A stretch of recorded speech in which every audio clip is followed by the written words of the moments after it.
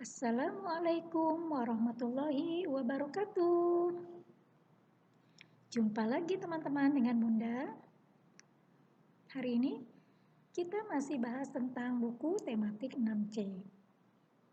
Muatan kita pada hari ini adalah Bahasa Indonesia PB 1, 3, 4, dan 6. Adapun yang akan kita pelajari hari ini adalah tentang kosakata baku, tidak baku, dan gagasan pokok.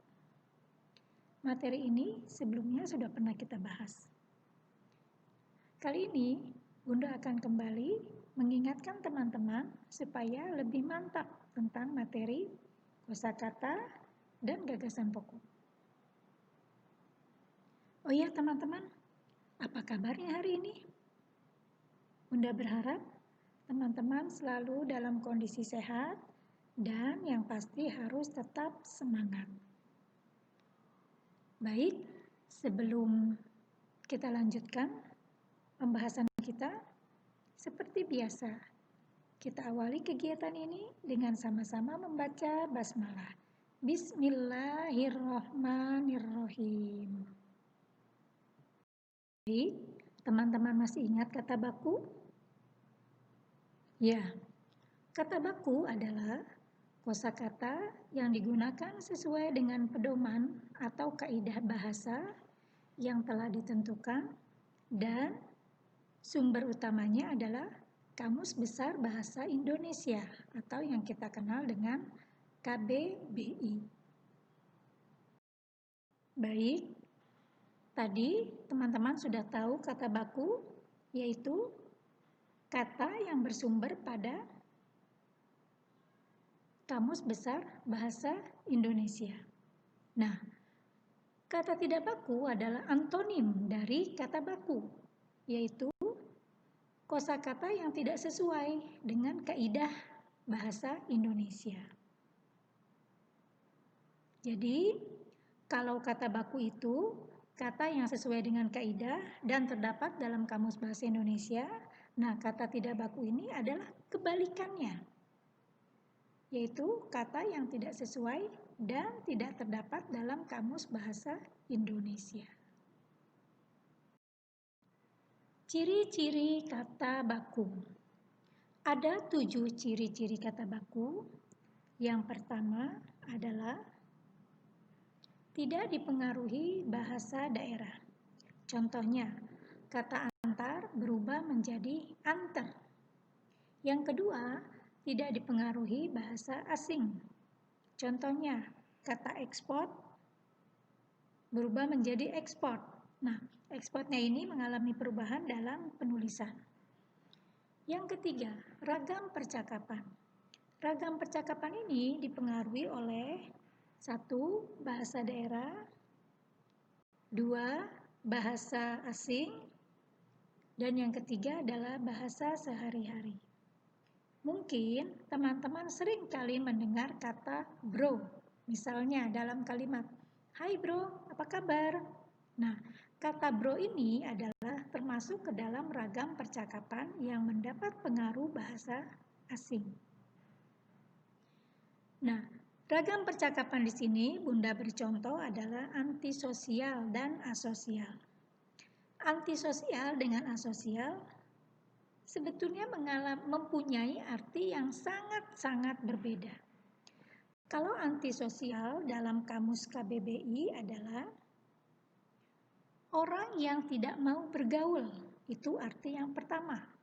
Sementara arti yang kedua adalah orang yang sering mengganggu ketentraman umum. Nah, lalu apa arti asosial? Asosial adalah orang yang tidak peduli kepada kepentingan orang lain. Nah, dari kedua arti tersebut memiliki jauh sekali perbedaan maksudnya. Yang pertama, orang yang tidak mau bergaul, dan yang kedua, orang yang tidak peduli. Tapi seringkali dalam keseharian, orang yang antisosial kemudian kita cap sebagai asosial. Selanjutnya, pemakaian imbuhan. Dalam keseharian, kita seringkali mengucapkan kata dasarnya saja tanpa mendapatkan imbuhan. Contohnya, ia mengambil buku. Seringkali kita ucapkan ia ambil buku, kita hilangkan imbuhannya. Kemudian tidak rancu. Kalimat berulang kali aku mencoba, biasanya kita ucapkan berkali-kali. Padahal kata yang baku adalah berulang kali, bukan berkali-kali. Selanjutnya adalah kata jamak. Alim adalah, kalau dalam bahasa Arab disebut mufrad atau tunggal, kata tunggal. Sementara ulama adalah jamak. Tapi kenyataannya ketika kita mengucapkan alim akan selalu disandingkan dengan kata ulama. Padahal alim itu mempunyai arti orang yang memiliki pengetahuan. Sementara ulama adalah orang yang biasa menyampaikan tausiah. Nah, berarti dari kata alim dan ulama ini mempunyai arti yang jauh berbeda. Kemudian yang terakhir adalah sesuai dengan KBBI. Kata embus itu adalah kata baku, tapi seringkali kita ucapkan hembus. Contohnya, angin berhembus sepoi-sepoi. Padahal seharusnya adalah angin berembus sepoi-sepoi. Demikianlah ciri-ciri kata baku, teman-teman. Semoga teman-teman bisa memahaminya dengan baik. Sekarang kita akan bahas tentang gagasan pokok. Teman-teman pasti sering mendengar kata gagasan pokok, bahkan sedikit membingungkan. Karena seringkali ada yang mengucapkan gagasan pokok, gagasan utama, pikiran pokok, pokok pikiran, atau ide pokok. Nah, semua itu mempunyai arti yang sama. Jadi nggak usah bingung lagi ya. Sekarang gagasan pokok itu apa sih? Gagasan pokok ialah gagasan yang menjadi dasar atau tumpuan yang dikembangkan untuk pemikiran selanjutnya. Baik, dari gagasan pokok itu kita dapat mengembangkan menjadi tulisan yang panjang. Nah, tulisan yang baik adalah dalam satu paragraf hanya memiliki satu gagasan pokok. Untuk lebih jelasnya, nanti kita bahas pada slide selanjutnya.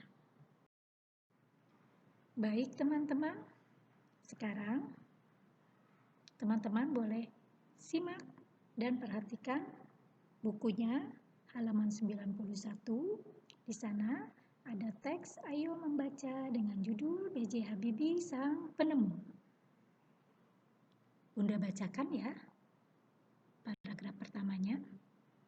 Presiden ketiga Republik Indonesia, Baharudin Yusuf Habibie, lahir di Parepare, Sulawesi Selatan pada 25 Juni 1936.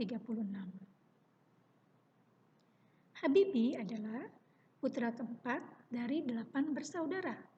Pasangan Alwi Abdul Jalil Habibie dan Raden Ajeng Tuti Marini Puswo Wardoyo. Dari hasil pernikahannya dengan Hasri Ainun Habibie pada tanggal 12 Mei 1962, Habibie dikaruniai 2 orang putra, yaitu Ilham Akbar dan Tareq Kemal. Baik teman-teman, pada paragraf yang tadi sudah Bunda bacakan,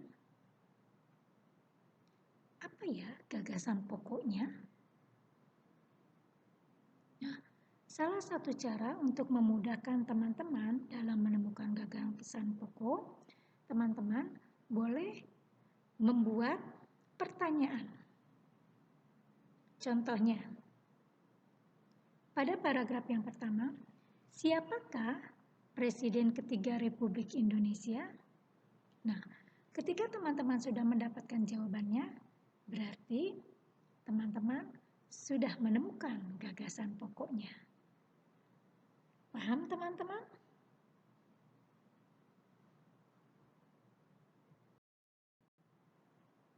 Seperti biasanya, sebelum Bunda akhiri, Bunda sudah siapkan tugas untuk teman-teman. Tugas yang pertama ada pada halaman 106 dan 107. Perintahnya adalah ubahlah kosakata tidak baku menjadi baku dan buatlah menjadi kalimat efektif menggunakan kosakata baku tersebut. Selanjutnya, tugas yang kedua adalah silakan teman-teman buka bukunya halaman 110 dan 111. Tugas teman-teman adalah menemukan kosakata tidak baku dalam cerita dengan judul akibat tidak menaati rambu lalu lintas. Nah, teman-teman tugasnya menemukan kosakata tidak baku kemudian diubah menjadi kosakata baku. Mudah bukan?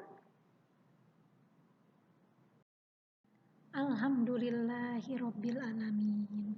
Demikianlah pembelajaran kita pada hari ini tentang kosakata baku, kosakata tidak baku, dan gagasan buku. Bunda berharap mudah-mudahan teman-teman dapat memahami materi ini dengan baik. Dan sebelum Bunda akhiri, Bunda ucapkan terima kasih atas perhatian teman-teman semua. Tetap semangat. Wassalamualaikum warahmatullahi wabarakatuh.